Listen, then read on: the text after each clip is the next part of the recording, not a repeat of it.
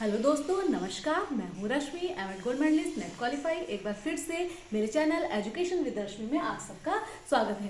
दोस्तों, आज का जो आपका जो टॉपिक है वो हम बात कर रहे थे पर्सनालिटी मेजरमेंट पे या फिर व्यक्तित्व परीक्षण पे, जिसमें आपकी जो ऑब्जेक्टिव मेथड थे यानी कि और सब्जेक्टिव मेथड यानी कि आत्मनिष्ठ विधियां और वस्तुनिष्ठ विधियां जो भी थी उनके बारे में हम पूरी चर्चा कर चुके हैं। और आज की आपकी जो इम्पोर्टेंट है एग्जाम के लिए, ठीक है,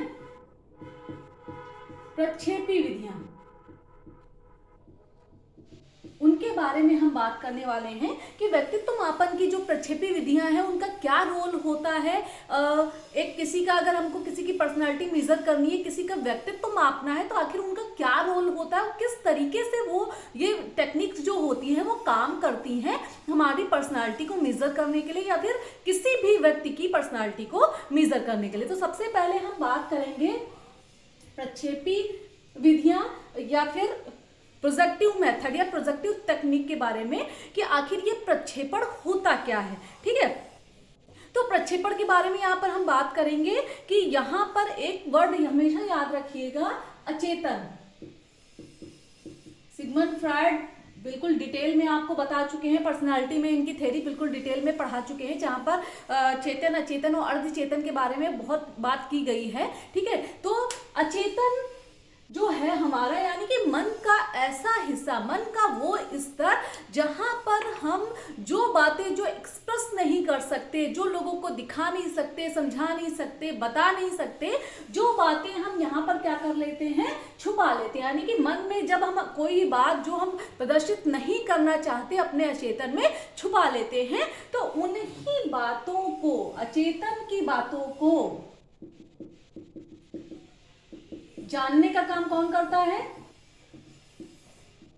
प्रक्षेपी विधियां करती हैं। यानी कि ये क्या करती हैं कि हमारे अचेतन में जो कुछ भी है उसको बाहर निकालने का काम करती हैं। ठीक है, अगर आप किसी के आपको इनका ज्ञान है अचेतन का या फिर थोड़ा सा मनोविज्ञान का ज्ञान है, तो आप क्या करते हैं कि लोगों के मन की बातों को, कि सामने वाला कुछ बोल नहीं रहा है लेकिन फिर भी आप उसके मन की बात को समझ रहे हैं, पूरी तरीके से जान रहे हैं और उसको बाहर निकालने की कोशिश करते हैं। कोई मैजिक नहीं है, ये एक ह्यूमन बिहेवियर का पार्ट है। ठीक है, यानी कि क्या मानव व्यवहार का एक हिस्सा है, ठीक, जिसमें क्या किया जाता है कि मनुष्य के अचेतन में जो भी बातें छुपी होती हैं, इसमें आपको किसी दूसरे तक जाने की जरूरत नहीं है। आप खुद पर ये अप्लाई कर सकते हैं कि जैसे कि आपका बहुत सी बातें आप अपने मन में रख लेते हैं, किसी को बता नहीं सकते, किसी को समझा नहीं सकते, तो वो बातें, ठीक है, वही बातें, उन्हीं को जानने का प्रयत्न किससे किया, कहाँ किया जाता है?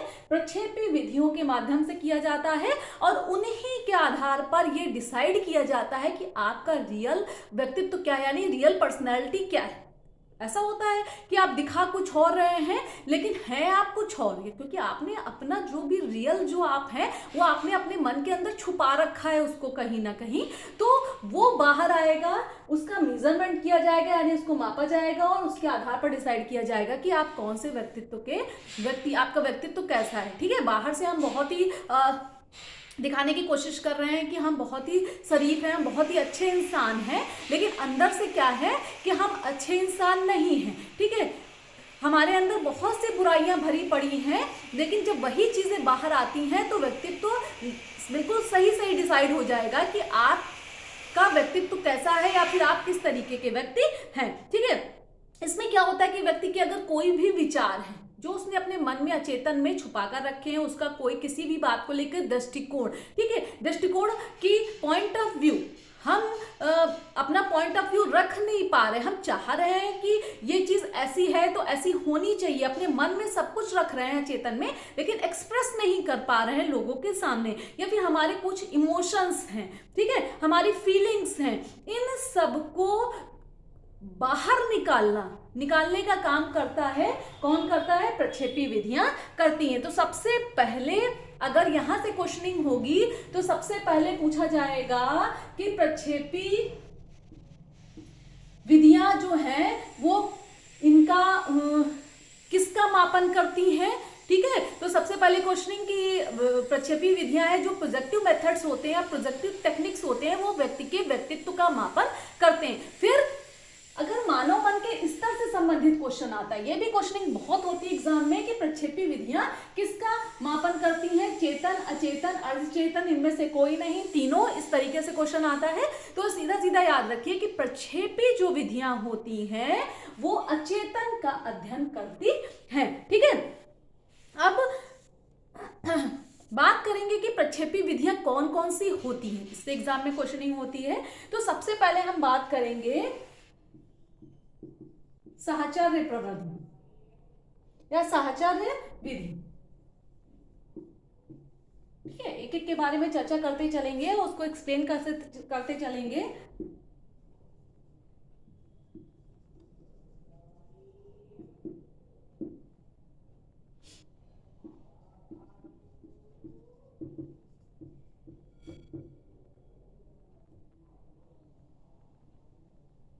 ठीक है, एसोसिएशन टेक्निक्स या साहचर्य विधि। सबसे पहले हम बात करेंगे, कहीं कहीं पर शब्द साहचर्य विधि भी दिया होता है एग्जाम बुक में, लेकिन यहाँ पर हम सीधे सीधे बात करेंगे एसोसिएशन मेथड, ठीक।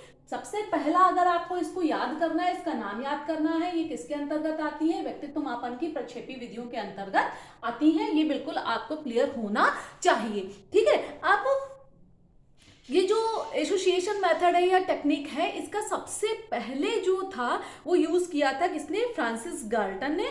और फ्रांसिस गाल्टन, ठीक है। और सबसे पहले अगर बात किया जाए कि इसका यूज कहाँ हुआ था, यानी निर्माण तो इन्होंने कर दिया था, लेकिन सबसे पहला इसका यूज हुआ था विलियम वुंट ने, जो अपनी प्रयोगशाला यानी मनोविज्ञान की जो प्रयोगशाला का निर्माण किया था, उसमें इन्होंने सबसे पहले इसका प्रयोग किया था। और अगर बात करें कि मान लीजिए कभी कभी ऐसा होता है कोई चीज बनती है तो जरूरी नहीं है कि वो अपनी पूर्ण अवस्था में ही बने, यानी कि पहला जो साहचर्य टेक्निक था उसका निर्माण तो गाल्टन ने कर दिया, वुंट ने अपनी प्रयोगशाला में प्रयोग भी कर दिया, लेकिन इसके पूर्ण डेवलपमेंट का जो श्रेय जाता है, यानी कि पूरी तरीके से अगर इसको विकसित करने का श्रेय जाता है, तो सिगमंड फ्रायड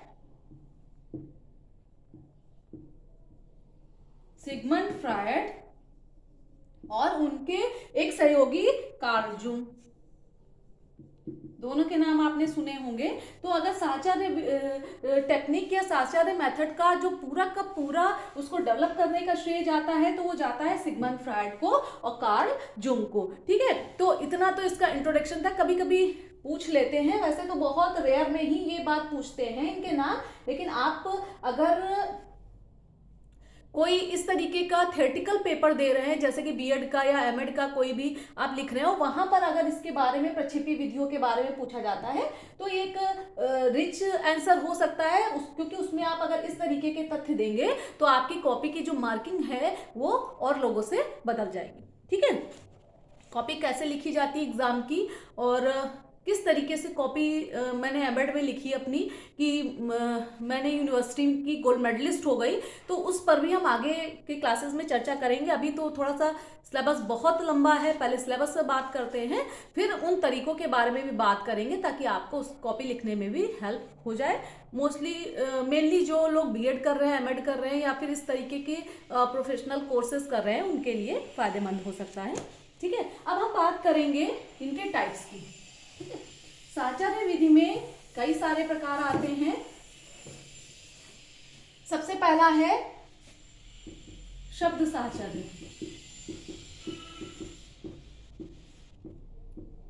सेकंड नंबर पर है चित्र साहचर्य, थर्ड नंबर पर है वाक्य साहचर्य।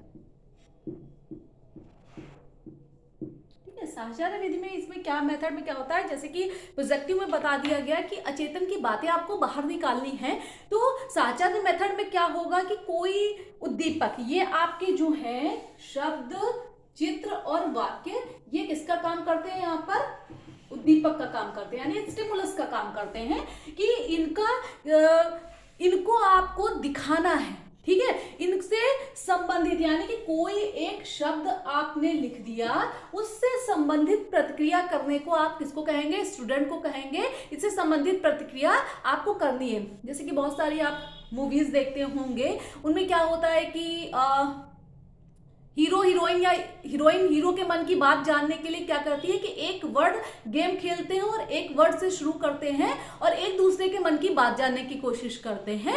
तो वही चीज जो है, सेम चीज यही है, क्या, शब्द साहचर्य। ठीक है, वर्ड एसोसिएशन, शब्द साहचर्य, यानी कि एक शब्द हमने किसी के सामने एक शब्द बोला और उसके मन की बात जानने के लिए, सामने वाले के मन की बात जानने के लिए, यानी कि उस शब्द को सुनते ही पहला उसका जो रिएक्ट होगा, यानी कि जो कहते हैं ना कि अक्सर इंसान की जबान फिसलती है और उसके मन में जो होता है वही जुबान पर आ जाता है। जब ये कंडीशन आती है तो ये चीज बिल्कुल ठीक कही गई है, क्योंकि मन में जो है वर्ड हमने सुना और उस पर तुरंत क्या किया, प्रतिक्रिया की। ठीक है, तो ये हो गया शब्द साहचर्य। इसी तरीके से हमने कोई चित्र दिखाया या फिर कुछ चित्र देखा, कभी कभी कुछ पिक्चर्स लोग देखते हैं, कुछ ऐसा सीन देख लेते हैं, कुछ ऐसी कह लीजिए कि पेंटिंग्स देख लिया या फिर कोई ऐसा पिक्चर देख लिया कि उनकी मेमोरी क्या होता है कि कुछ उनको उससे रिलेटेड कहाँ क्या याद आया, जिसको देखकर वो रिएक्ट करते हैं। ठीक है, कुछ लोग भावुक हो जाते हैं, कुछ लोग हंसने लगते हैं, वो अपने इमोशंस क्लियर करने लगते हैं उस चीज को लेकर। वाक्य साहचर्य, एक वाक्य आपने लिख दिया और उसके बारे में क्या किया कि प्रतिक्रिया करने को कहा, तो क्या करते हैं कि उससे संबंधित जो भी आपके दिमाग में, इस माइंड में चल रहा होता है, आप तुरंत ही उसको लेकर रिएक्ट करते हैं। ठीक है, तो अब हम बात करते हैं, तो ये चीज आपको समझ में आ गई। साहचर्य मेथड सबसे पहले तो ये पूछा जाता है किसके अंतर्गत आता है, तो व्यक्तित्व मापन की प्रक्षेपी विधियों के अंतर्गत आता है। और इसमें इन्होंने 3 तरीके के बताए हैं कि कोई भी उद्दीपक प्रस्तुत किया जाता है, शब्द के रूप में भी हो सकता है वो, और चित्र के रूप में भी हो सकता है, और वाक्य के रूप में भी हो सकता है, जिसको देखकर स्टूडेंट को क्या करते हैं, तुरंत प्रतिक्रिया करता है और उसी प्रतिक्रिया के आधार पर उसके अचेतन की जो बात बाहर निकलकर आती है मन की, उसके आधार पर डिसाइड किया जाता है कि उसका व्यक्तित्व कैसा होगा या फिर उसकी पर्सनैलिटी कैसी होगी। ठीक है, अब हम आ जाते हैं सेकंड नंबर पे। सेकंड नंबर है रचना प्रविधि। रचना प्रविधि या फिर कंस्ट्रक्शन टेक्निक्स कह सकते हैं इसको। रचना करना यानी कि कोई निर्माण करना किसी भी चीज का। ठीक है, रचना का सीधा सीधा मतलब हम यहाँ पर किससे लेंगे, निर्माण से। ठीक है, निर्माण यानी कि कोई भी उद्दीपक, कोई भी स्टिमुलस है, उसके आधार पर क्या करना है, आपने कोई भी स्टिमुलस दिखा दिया और उसके आधार पर कुछ उनको किसी भी चीज की रचना करनी होती है या फिर निर्माण करना होता है स्टूडेंट को। जैसे कि इसमें 2 तरीके के एग्जाम्पल होंगे, कहानी लिखो। ठीक है, आपने कुछ भी दिखा दिया स्टिमुलस, जैसे कि आपने फल फूल पक्षी, कोई भी घटना का कोई भी सीनरी दिखा दी, पिक्चर दिखा दी, कुछ भी दिखा दिया, XYZ कुछ भी दिखा दिया, और फिर आपने क्या कहा बच्चे को कि आप कोई भी कहानी लिखो या फिर कोई भी क्या करो, चित्र बनाओ।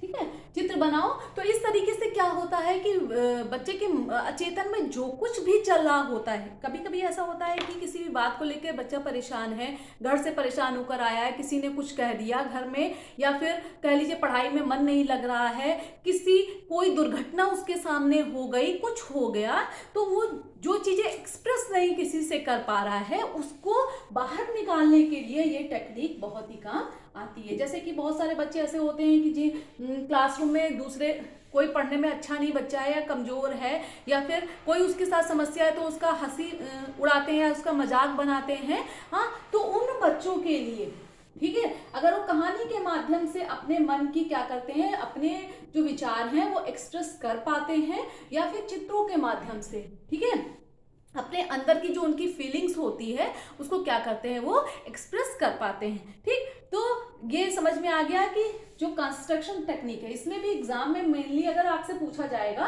तो सीधा सीधा इसका पूछा जाएगा किसका ये पार्ट है, और दूसरा कहानी और चित्र के बारे में हो सकता है पूछ लिया जाए। इसको याद रखिएगा कि इसमें सिर्फ और सिर्फ निर्माण की बात की गई है। ठीक है, अब हम अगले पॉइंट की तरफ बढ़ते हैं। जो आपका थर्ड मेथड है या फिर थर्ड टेक्निक्स जो है आपकी, वो पूर्ति प्रविधियां,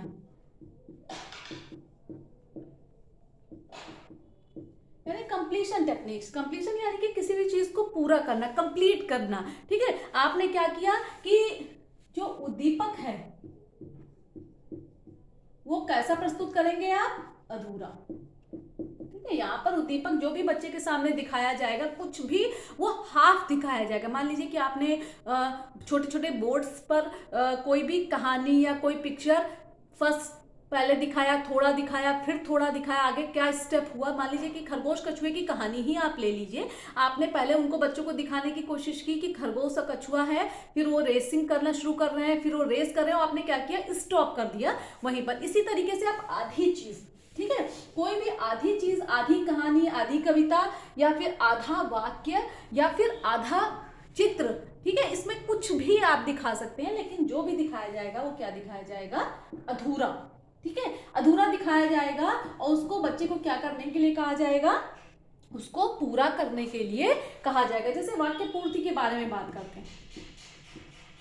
ठीक है, मैं लिख दिया कि मैं अपने जीवन के बारे में सोचता हूं, या मैं अपने कक्षा अध्यापक के बारे में सोचता हूं, मैं अपने माता पिता के बारे में ये राय रखता हूं। बस इतना, और आगे बच्चे अपने, यानी किसी को हो सकता है कि उनके क्लास टीचर अच्छे लगते हों और किसी बच्चे को बिल्कुल भी पसंद ना हो, तो उसके चूंकि पसंद है या नहीं है, ये बातें बच्चे क्लासरूम में बहुत ज़्यादा एक्सप्रेस नहीं कर पाते। पसंद है वो तो एक्सप्रेस कर देगा किसी न किसी माध्यम से, लेकिन जिनको नहीं पसंद है वो एक्सप्रेस करने में थोड़ा झिझकते हैं, डरते हैं। लेकिन ऐसे कंडीशन में बच्चा क्या करेगा, यहाँ पर पूरी की पूरी बात सही लिखेगा और अपने मन की जो भी बात है वो बाहर बताएगा। इसीलिए इसी तरीके से जैसे कोई उसको समस्या है, किसी चीज़ की टेंशन है, कोई परेशानी है, तो आपने आधी कहानी लिख दी, कहानी के माध्यम से वो उसको पूरा करने की कोशिश करेगा। ठीक है, अब इसका जो 4th नंबर है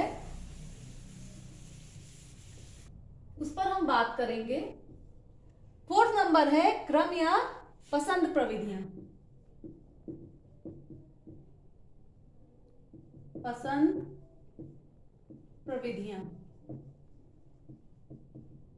ठीक है, सीधा सीधा इसमें क्रम ही दिया हुआ है। ठीक है, यह पसंद बच्चे को क्या करना है कि जिगजैग करके, या फिर कुछ कथन आपने दिए, कुछ विचार दिए, कुछ चित्र दिए, कुछ शब्द दे दिए, सब क्या किया, उल्टा पुल्टा करके आपने बच्चे को दे दिया है। तो उसमें क्या करता है बच्चा कि सही क्रम में, ठीक है, सही क्रम में चीजों को लगाता है। क्या करता है, सही क्रम में चीजों को व्यवस्थित करता है, और व्यवस्थित करने के आधार पर ही, जैसे कि इस समय बहुत ही छोटे बच्चों के आप देख रहे होंगे मार्केट में भरमार बिल्कुल पजल गेम। ठीक है, पजल गेम में क्या होता है कि बच्चे क्या करते हैं, उसको पजल को सही क्रम में लगाना सीखते हैं। ठीक है, पजल में क्या होता है कि कोई चित्र भी हो सकता है, ठीक है, चित्र भी पूरा करने के लिए हो सकता है, या फिर कह लीजिए कि कोई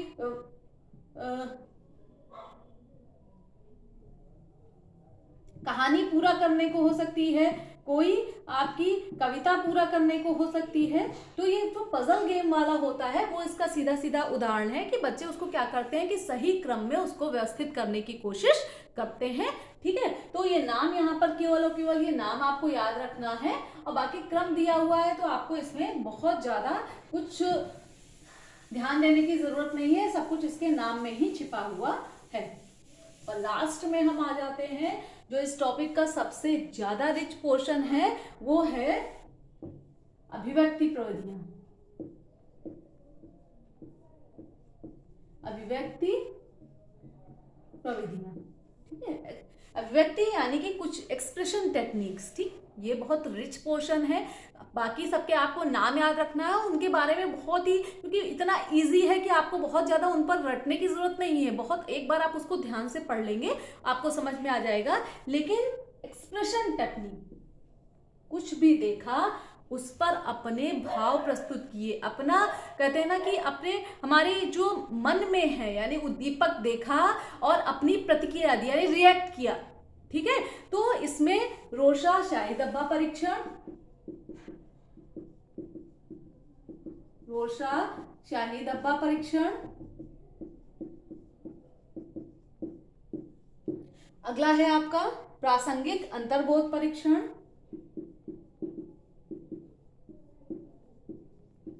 अंतर्बोध परीक्षण।